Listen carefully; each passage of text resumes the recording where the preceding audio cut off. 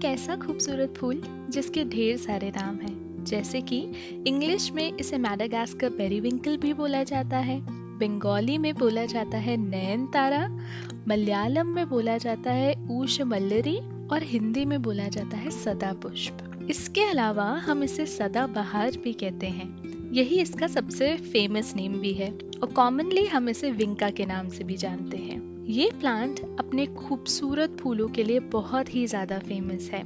इसकी दो वैरायटीज मिलती हैं। पहली है हाइब्रिड, जिसे ग्रो करना थोड़ा सा ट्रिकी हो सकता है, और दूसरी है देसी वैरायटी, जिसे ग्रो करना बहुत ही ज़्यादा आसान है। तो चलिए शुरू करते हैं। विंका या फिर सदाबहार एक पेरिनियल प्लांट है। पेरिनियल मतलब 12 मासी है।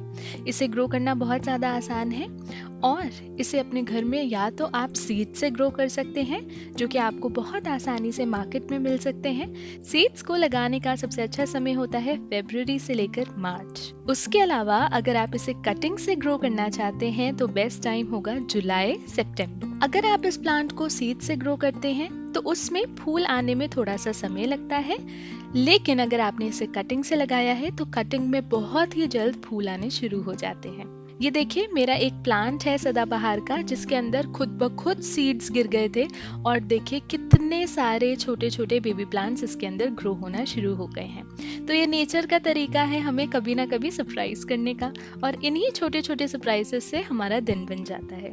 वैसे तो सदाबहार किसी भी प्रकार की मिट्टी के अंदर ग्रो हो सकता है, लेकिन हाँ, मिट्टी के अंदर हल्की फुल्की सी नमी हो तो इससे ज्यादा मजा आता है। वेल ड्रेन सॉइल होगी तो काफी अच्छा होगा। इस मिट्टी के अंदर ज्यादा लंबे टाइम तक पानी रुकना भी नहीं चाहिए, और ऐसा भी नहीं होना चाहिए कि पानी डालते ही सारा का सारा पानी मिट्टी से होता हुआ नीचे बह गया। तो इसके लिए परफेक्ट पॉटिंग मिक्स बनाने के लिए आप लीजिए 60% गार्डन सॉइल, उसमें मिलाइए 20% सैंड, 10% वर्मी कंपोस्ट और उसी के साथ 10% नीम केक पाउडर मतलब कि नीम खली। इसे आपस में मिला दीजिए और आपको इसके लिए बिल्कुल परफेक्ट पॉटिंग मिक्स मिलकर तैयार हो जाएगा। अब जरा बात करते हैं वाटरिंग की। सदाबहार के अंदर आपको वाटरिंग का बहुत ज़्यादा ध्यान रखना है।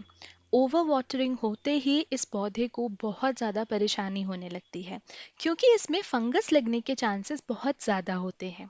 तो अगर आपने गलती से इसमें ज़रूरत से ज़्यादा पानी डाल दिया तो आपके पौधे में या तो आपको येलो लीव्स नज़र आएंगी, या फिर आप नोटिस कर सकते हैं जो फूल हैं वो खुद ब खुद झड़ रहे हैं। इसके अलावा हो सकता है कि आपके प्लांट के ब्रांचेस और स्टेम सड़ना शुरू हो जाएं। ऐसे में उन सड़ी हुई स्टेम और ब्रांचेस को आप कट करके अलग कर दीजिए, जिससे आपका बाकी का पौधा भी इस सेम चीज से अफेक्ट ना हो। विंका एक सन लविंग प्लांट है, तो इसे फुल सन पसंद है, तो आप इसे एक ऐसी जगह रखिए जहाँ पे इसे दिन भर की धूप मिल सके। लेकिन हाँ, अगर आपको लगता है कि गर्मी ज़रूरत से ज़्यादा बढ़ गई है, टेम्परेचर बहुत ही ज़्यादा है और लू चल रही है, तो ऐसे में आपको इसे थोड़ा सा प्रोटेक्ट करना पड़ेगा गर्मी से। इसे एक्सट्रीम विंटर्स बिल्कुल नहीं पसंद है, उस समय में ये डोरमेंसी में चला जाता है। लेकिन अगर हल्की फुल्की ठंड होगी तो उतना ये सरवाइव कर जाएगा और आपको फूल भी दे देगा। इस पौधे के लिए प्रूनिंग और पिंचिंग दोनों ही बहुत ज्यादा जरूरी है। प्रूनिंग और पिंचिंग करने से आपका पौधा और भी ज्यादा बुशी होगा और आपको ढेर सारे खूबसूरत फूल देगा। लेकिन हाँ, डेड हेडिंग की इसको कोई जरूरत नहीं होती है, क्योंकि इसके जो सूखे मुरझाए हुए फूल होते हैं वो खुद ब खुद नीचे झड़ जाते हैं। तो आपको डेड हेडिंग की टेंशन लेने की बिल्कुल भी जरूरत नहीं है। ये एक लाइट फीडर है, मतलब इसे ज्यादा फर्टिलाइजर की जरूरत भी नहीं है। आप इसे 1 महीने में एक बार एनपीके या फिर वर्मी कंपोस्ट दे सकते हैं। उतने में ही आपका पौधा बहुत आसानी से ग्रो हो जाएगा। रही बात पॉट की, आप इसे कोई भी पॉट दे सकते हैं। अब चाहे वो मिट्टी का गमला हो या फिर प्लास्टिक का गमला हो, उसके अंदर वो आसानी से ग्रो हो जाएगा। लेकिन सीमेंट का गमला इसके लिए यूज मत कीजिए, क्योंकि सीमेंट के जो गमले होते हैं वो जल्दी गर्म हो जाते हैं, और विंका तो है ही सन लविंग प्लांट, तो आप इसे ऐसी जगह रखेंगे जहाँ पे ढेर सारी धूप आएगी। अब उस धूप की वजह से सीमेंट का गमला बहुत ज्यादा गर्म हो जाएगा, प्लांट इतनी ज्यादा गर्मी को हैंडल नहीं कर पाएगा और झुलस जाएगा। तो इसलिए सीमेंट को छोड़ के आप बाकी किसी भी टाइप के गमले को इसके लिए इस्तेमाल कर सकते हैं। सबसे अच्छा वैसे मिट्टी का गमला ही रहेगा। इसमें अक्सर हम नोटिस करते हैं कि या तो आपको मकड़ी नजर आएंगी या फिर ढेर सारी चींटियां नजर आएंगी। इन दोनों को दूर भगाने के लिए आप हल्दी का इस्तेमाल कर सकते हैं। हल्दी को सॉइल में मिला दीजिए या फिर आप हल्दी के पानी का स्प्रे भी इसके ऊपर कर सकते हैं। ऐसा करने से आपको मकड़ी और चींटी दोनों से राहत मिल जाएगी। विंका अपने मेडिसिनल बेनिफिट्स के लिए बहुत ज़्यादा फेमस है। ऐसा माना जाता है कि डायबिटीज या फिर सोर थ्रोट या फिर लंग कंजेशन, ढेर सारे स्किन इन्फेक्शंस, आई इन्फेक्शन, यहाँ तक कि कैंसर के रिस्क को भी कम कर सकता है ये पौधा।